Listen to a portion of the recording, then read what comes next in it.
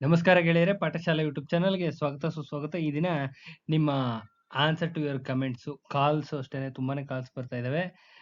ಕೆಲವೊಂದು ಕ್ವಶನ್ಸ್ ಇದಾವೆ, ನಿಮ್ದೇ ಕ್ವಶನ್ಸ್. ಸೊ ಆನ್ಸರ್ ಮಾಡ್ತಾ ಹೋಗ್ತೀನಿ, ನೋಡ್ತಾ ಹೋಗೋಣ. ಯಾರೆಲ್ಲ ಚಾನಲ್ ಸಬ್ಸ್ಕ್ರೈಬ್ ಆಗಿಲ್ಲ ಸಬ್ಸ್ಕ್ರೈಬ್ ಆಗಿ, ವಿಡಿಯೋನ ಮ್ಯಾಕ್ಸಿಮಮ್ ನಂಬರ್ ಪೀಪಲ್ ಶೇರ್ ಮಾಡಿ ಅಂತ ಹೇಳ್ತಾ ಸೊ ಒಳಗಡೆ ಎಂಟರ್ ಆಗೋಣ. ಫಸ್ಟ್ ನಿಮ್ಮ Mandya, Chikmagalur, Kodagu DCC bank recruitment ಸಂಬಂಧಪಟ್ಟಂಗೆ ಎಕ್ಸಾಮ್ ಯಾವಾಗ ಅಂತ ಕೇಳ್ತಾ ಇದ್ದೀರಾ. ಎಕ್ಸಾಮ್ ಯಾವಾಗ ಕಂಡಕ್ಟ್ ಮಾಡ್ತಾರೆ ಅಂತ. ಎಕ್ಸಾಮ್ ಕಂಡಕ್ಟ್ ಮಾಡೋದು ನಿಮ್ಮ ಮಂಡ್ಯ DCC ಬ್ಯಾಂಕ್ನವರು, ಚಿಕ್ಕಮಂಗ್ಳೂರು DCC ಬ್ಯಾಂಕ್ನವರು ಮತ್ತು ಕೊಡಗು DCC ಬ್ಯಾಂಕ್ನವರು ಇವರೇ ಆಗಿರೋದ್ರಿಂದಾಗಿ ಪರ್ಟಿಕ್ಯುಲರ್ ಡೇಟು ಗೊತ್ತಾಗೋದಿಲ್ಲ, ಯಾವುದೇ ಕಾರಣದಿಂದನೂ ಗೊತ್ತಾಗೋದಿಲ್ಲ. ನೀವು ಆ ಪರ್ಟಿಕ್ಯುಲರ್ ಬ್ಯಾಂಕಲ್ಲೇ ವಿಚಾರಿಸ್ಬೇಕು. ಪರ್ಟಿಕ್ಯುಲರ್ ಬ್ಯಾಂಕಲ್ಲಿ ವಿಚಾರಿಸಿದ್ರೆ ಎಕ್ಸಾಮಿನೇಷನ್ ಡೇಟು ಅವರೇ ಹೇಳ್ಬೇಕು, ಅವರೇ ಅನೌನ್ಸ್ ಮಾಡ್ತಾರೆ. ವೆಬ್ಸೈಟಲ್ಲಿ ಅನೌನ್ಸ್ಮೆಂಟ್ ಆಗುತ್ತೆ, ಶಾರ್ಟ್ಲಿ ಮಾಡ್ತಾರೆ. ಜಾಸ್ತಿ ದಿನ ಗ್ಯಾಪ್ ಅಂತೂ ಕೊಡೋದಿಲ್ಲ. ಹಳೆ ಅನುಭವದ ಮೇಲೆ ಹೇಳೋದಾದ್ರೆ ಯಾವುದೇ ಕಾರಣಕ್ಕೂ ಮ್ಯಾಕ್ಸಿಮಮ್ ಗ್ಯಾಪ್ ಕೊಡೋದಿಲ್ಲ, ಭಾಳ ಶಾರ್ಟ್ಲಿನೇ ಮಾಡ್ತಾರೆ. ತುಂಬ ಶಾರ್ಟಾಗಿ ಮಾಡಿಬಿಟ್ಟು ಕ್ಲಿಯರ್ ಮಾಡ್ತಾರೆ. ಸೊ ನಿಮ್ಮ ಗಮನ ಏನಿದ್ರು ಓದೋದ್ರ ಮೇಲೆ ಇರಲಿ. ಅಡ್ವಾಂಟೇಜ್ ಏನಪ್ಪ ಅಂದ್ರೆ ಟೈಮ್ ಸಿಕ್ತಷ್ಟು ಇನ್ನೊಂದ್ಸತಿ ರಿವಿಷನ್ ಮಾಡ್ಕೋಬಹುದು. ಇನ್ನೂ ಒಂದ್ಸತಿ 2 ಸತಿ ಆರಾಮ್ಸೆ ರಿವಿಷನ್ ಮಾಡ್ಕೋಬಹುದು. ಅದು ನಿಮ್ಮ ತಲೆಯಲ್ಲಿರಲಿ. ಮೇಯ್ನು ರಿವಿಷನ್ ಮಾಡ್ಕೊಳ್ಳಿಕ್ಕೆ ಅವಕಾಶ ಸಿಕ್ಕಿದೆ, ಯೂಸ್ ಮಾಡ್ಕೊಳ್ಳಿ. ಯಾವ್ಯಾವ ಮೆಥಡಲ್ಲಿ ಹೇಳಿದ್ದೀನಿ ಅದೇ ಮೆಥಡಲ್ಲೇ ಮಾಡ್ಕೊಳ್ಳಿ, ವರ್ಕೌಟ್ ಆಗುತ್ತೆ. ಸೊ ನಿಮ್ಮ Mandya, Chikmagalur, Kodagu DCC bank examination date ಏನಾದ್ರು ಬೇಕಿದ್ರೆ ಆ ಮಂಡ್ಯ, ಚಿಕ್ಕಮಂಗ್ಳೂರು, ಕೊಡಗುದು ಕಾಂಟ್ಯಾಕ್ಟ್ ನಂಬರ್ ಇರುತ್ತೆ ಅವ್ರದ್ದೇನೇನೆ. ಅಲ್ಲಿ ಕಾಲ್ ಮಾಡಿದ್ರೆ ಹೇಳ್ತಾರೆ ಯಾವಾಗ ಎಕ್ಸಾಮ್ ಮಾಡ್ತೀವಿ ಏನು ಎತ್ತ ಅಂತ. ಸಂಪೂರ್ಣ ಡೀಟೇಲ್ಸ್ ಕೊಡ್ಲಿಕ್ಕೆ ಅಂತಾನೆ ಒಬ್ರು ಕೂರ್ಸಿರ್ತಾರೆ, ಅವ್ರು ಹೇಳ್ತಾರೆ. ಅವ್ರು ಏನ್ ಹೇಳ್ತಾರೋ ಅದೇ ಫೈನಲ್ಲು. ಶಾರ್ಟ್ಲಿ ಅಂತೂ ಇರುತ್ತೆ, ಅದಂತೂ ಹೇಳ್ಬೋದು. ಜಾಸ್ತಿ ದಿನ ಗ್ಯಾಪ್ ಅಂತೂ ಕೊಡೋದಿಲ್ಲ. ಯಾರಿಗೂ ಎಕ್ಸಾಮಿನೇಷನ್ ಡೇಟು ಪರ್ಟಿಕ್ಯುಲರ್ ಆಗಿ ಗೊತ್ತಾಗೋದಿಲ್ಲ. ಅವರೇ ಅನೌನ್ಸ್ ಮಾಡಬೇಕು. ಅವ್ರು ಅನೌನ್ಸ್ ಮಾಡಿದಾಗಲೇ ಗ್ಯಾರಂಟಿ ಕನ್ಫರ್ಮ್ ಆಗೋದು ಅವಾಗ್ಲೇನೆ. ದಯವಿಟ್ಟು ಅವ್ರನ್ನೇ ಕಾಂಟ್ಯಾಕ್ಟ್ ಮಾಡಿದ್ರೆ ಒಳ್ಳೇದು. ಇದು ತುಂಬಾನೇ ಮೆಸೇಜಸ್ ಕಾಲ್ಸ್ ಬರ್ತಾ ಇದ್ದು, ಅದಕ್ಕೆ ಹೇಳಿದೆ. ಇನ್ನು ಎರಡನೇ ಕ್ವಶನ್ ಏನಂದ್ರೆ ಅಪ್ಕಮಿಂಗ್ ನೋಟಿಫಿಕೇಶನ್ಸ್ ಯಾವ್ಯಾವ ಆಗ್ತವೆ ಅಂತ ಸುಮಾರು ಸಾರಿ ಕೇಳ್ತಾ ಇದ್ರಿ. ನಿಮ್ಮ KPSC ಇಂದ ಯಾವ್ಯಾವ ಆಗ್ತಾವಪ್ಪ ಅಂದ್ರೆ FDA SDA ಆಗುತ್ತೆ. FDA SDA ಕನ್ಫರ್ಮ್ ಆಗುತ್ತೆ, ಯಾವುದೇ ಅನುಮಾನ ಬೇಡ, 100% ಆಗುತ್ತೆ. ಇನ್ನು ಗ್ರೂಪ್ ಸಿ ವೇಕೆನ್ಸಿಗಳಿದಾವೆ. ಗ್ರೂಪ್ ಸಿ ಅಂದ್ರೆ ಎಲ್ಲ ಬರ್ತವೆ, ಎಲ್ಲ ಯಾವ್ದಾರು ಆಗಿರ್ಬೋದು. Group C non technical plus technical ಎರಡೂ ಆಗ್ತಾ ಬರ್ತವೆ. ಗ್ರೂಪ್ ಸಿ ಆಗ್ತದೆ, FDA SDA ಆಗ್ತದೆ KPSC ಇಂದ. ಇನ್ನ ಇದು ಬಿಟ್ಟರೆ ನಿಮ್ಮ KE ತೆಗೆದುಕೊಂಡ್ರೆ KE ಇಂದ ನಿಮ್ಮ ಎನ್ವೈರನ್ಮೆಂಟಲ್ ಡಿಪಾರ್ಟ್ಮೆಂಟ್ ಅಲ್ಲಿ ವೈಜ್ಞಾನಿಕ ಅಧಿಕಾರಿ FDA SDA ಅದೊಂದು ಸೀರೀಸ್ ಆಗುತ್ತೆ.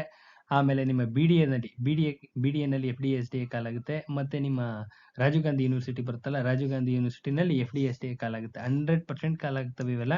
ಯಾವುದೇ ಅನುಮಾನ ಬೇಡ, ಯಾವುದೇ ಒಂದು ಸಣ್ಣ ಅನುಮಾನನೂ ಬೇಡ, 100% ಕಾಲಾಗುತ್ತೆ. ಆಗುತ್ತೆ, ಶಾರ್ಟ್ಲಿ ಆಗುತ್ತೆ. ಒಟ್ನಲ್ಲಿ ನೀವು ಪ್ರಿಪ್ರೇಷನ್ ಆಗದೆ ಇಂಪಾರ್ಟೆಂಟ್. ಇನ್ನು ಟೈಮ್ ತಗೊಂಡು ಅಚ್ಚುಕಟ್ಟಾಗಿ ಓದಿ. ಇವೆಲ್ಲ ಆಗ್ತವೆ. PSI ಅಂತೂ 100% ಆಗುತ್ತೆ, ಯಾವುದೇ ಅನುಮಾನ ಬೇಡ. PSI ಆಗುತ್ತೆ. PSI PC ಮತ್ತೆ ಕಾಲ ಮಾಡ್ತಾನೆ ಇರ್ತಾರೆ. ಇವಿಷ್ಟು ತಕ್ಷಣಕ್ಕೆ ಇರ್ತಕ್ಕಂಥ ನೋಟಿಫಿಕೇಶನ್ಸ್.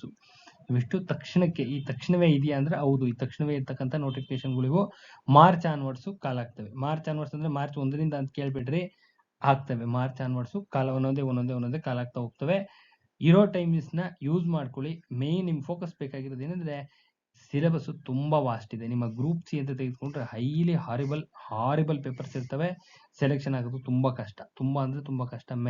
ಮೆಥಡಾಲಜಿ ಎಲ್ಲ ಚೇಂಜ್ ಆಗಿದೆ. ಪೇಪರ್ ಸೆಟ್ಟಿಂಗ್ ಪ್ಯಾಟರ್ನೇ ಚೇಂಜ್ ಆಗಿದೆ. ನಿಮ್ಮ FDA SDA ಆಗಿರಲಿ, ನಿಮ್ಮ KPSC ಆಗಿರಲಿ, KE ಆಗಲಿ, KPSC ನ KE ಫಾಲೋ ಮಾಡ್ತಾ ಇದ್ರೆ ಸೊ ಪ್ಯಾಟರ್ನ್ ಕಂಪ್ಲೀಟ್ಲಿ ಚೇಂಜ್ ಆಗಿದೆ. ಹಳೆ ಪ್ಯಾಟರ್ನ್ ಅಲ್ಲಿ ಏನಾದ್ರು ಓದ್ಕೊಂಡು ಹೋಗ್ತಾ ಇದ್ರೆ ಅದು ಆಗೋ ಕಥೆ ಇಲ್ಲ.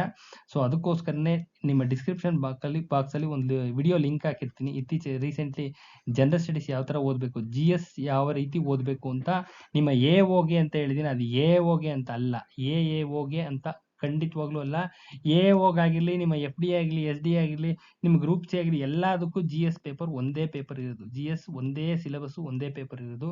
ಎಲ್ಲದಕ್ಕೂ ಕಾಮನ್ GS ಇದು, ಕಾಮನ್ GS. ಅವ್ರಿಗೆ ಬೇರೆ ನಿಮಗೆ ಬೇರೆ GS ಮಾಡಲ್ಲ. ಅದ್ರಲ್ಲಿ ಏನ್ ಹೇಳಿದೀನಿ ಅದನ್ನ ಫಾಲೋ ಮಾಡಿ, ಅಚ್ಚುಕಟ್ಟಾಗಿ ಫಾಲೋ ಮಾಡಿ. 100% ಸಕ್ಸಸ್ ಆಗ್ತೀರಾ. ನಾನು 16 ವರ್ಷದ ಅನುಭವದ ರಿಸರ್ಚ್ ಹೇಳ್ತಾ ಇದ್ದೀನಿ. 100% ವರ್ಕೌಟ್ ಆಗುತ್ತೆ. ಆ ಡಿಸ್ಕ್ರಿಪ್ಷನ್ ಲಿಂಕ್ ಅಲ್ಲಿ ಹಾಕಿರ್ತೀನಿ. ಆ ವಿಡಿಯೋನ ಓಪನ್ ಮಾಡಿ ಕಂಪ್ಲೀಟ್ ಆಗಿ ವಾಚ್ ಮಾಡಿ, ಸಮಾಧಾನ ವಾಚ್ ಮಾಡಿ. ಕೊನೆಯಲ್ಲಿ ಸಿಲೆಬಸ್ ಹೇಳಿದ್ದೀನಿ, ಆ ಸಿಲೆಬಸ್ ಪ್ರಕಾರ ನೋಟ್ಸ್ ಮಾಡ್ಕೊಳ್ಳಿ.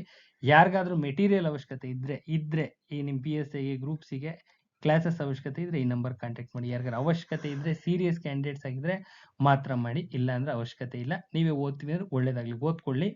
ನೆಕ್ಸ್ಟ್ ಇದು ಬಿಟ್ರೆ ಇನ್ನೇನಾದ್ರೂ ಇನ್ಯಾವುದಾದ್ರೂ ಅಪ್ಕಮಿಂಗ್ ನೋಟಿಫಿಕೇಶನ್ಸ್ ಆಯಿತು, ಇದಾಯಿತು. ಓಕೆ, ಎಲ್ಲ ಆಯಿತು. ಐ ಥಿಂಕ್ ಎಲ್ಲ ಇದಿಷ್ಟು ಕ್ಲಾರಿಫಿಕೇಷನ್ ಆಗಿದೆ ಅನ್ಕೊತೀನಿ. ಪದೇ ಪದೇ ಮೆಸೇಜಸ್ಸು ಕಾಲ್ಗಳು ಮಾಡ್ತಾನೆ ಇದ್ರೆ ಅದಕ್ಕೋಸ್ಕರ PSI 100% ಆಗುತ್ತೆ. ಓದ್ಕೊಳ್ಳಿ ಅಚ್ಚುಕಟ್ಟಾಗಿ ಈಗಲಿಂದನೇ ಪ್ರಬಂಧಗಳು ಎಲ್ಲಾನು ರೆಡಿ ಮಾಡ್ಕೊಳ್ಳಿ, ವರ್ಕೌಟ್ ಆಗುತ್ತೆ ಅಂತ ಹೇಳ್ತಾ ವಿಡಿಯೋನ ಎಂಡ್ ಮಾಡ್ತಾ ಇದ್ದೀನಿ. ನಾಳೆ ಇನ್ನೊಂದು ವಿಡಿಯೋ ಜೊತೆ ಬರ್ತೀನಿ. ನಮಸ್ಕಾರ. ಚಾನೆಲ್ಗೆ ಯಾರೆಲ್ಲ ಸಬ್ಸ್ಕ್ರೈಬ್ ಮಾಡಿಲ್ಲ ದಯವಿಟ್ಟು ಸಬ್ಸ್ಕ್ರೈಬ್ ಮಾಡಿ. ವಿಡಿಯೋನ maximum number of people share ಮಾಡಿ, ಹೇಳೋದು ಮರ್ತೋಗಿದ್ದೆ. Maximum number of people share ಮಾಡಿ ಮತ್ತು GS ವಿಡಿಯೋನ ಎಲ್ಲರಿಗೂ ಶೇರ್ ಮಾಡಿ, ಎಲ್ಲರಿಗೂ ಅನುಕೂಲ ಆಗಲಿ.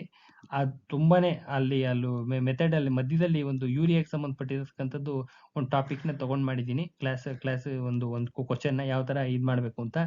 ಸೊ ಅದನ್ನೇ ಫಾಲೋ ಮಾಡಿ, ಅದನ್ನೇ ಎಲ್ಲದಕ್ಕೂ ಇಂಪ್ಲಿಮೆಂಟ್ ಮಾಡಿದ್ರೆ ಪಕ್ಕಾ ನೋಟ್ಸ್ ರೆಡಿ ಆಗುತ್ತೆ. ಸೊ ಯಾರಿಗಾರು ಅವಶ್ಯಕತೆ ಇದ್ದರೆ ಮೆಸೇಜ್ ಮಾಡಿ ಅಂತ ಹೇಳ್ತಾ ವಿಡಿಯೋನ ಎಂಡ್ ಮಾಡ್ತಾ ಇದ್ದೀನಿ. ನಮಸ್ಕಾರ.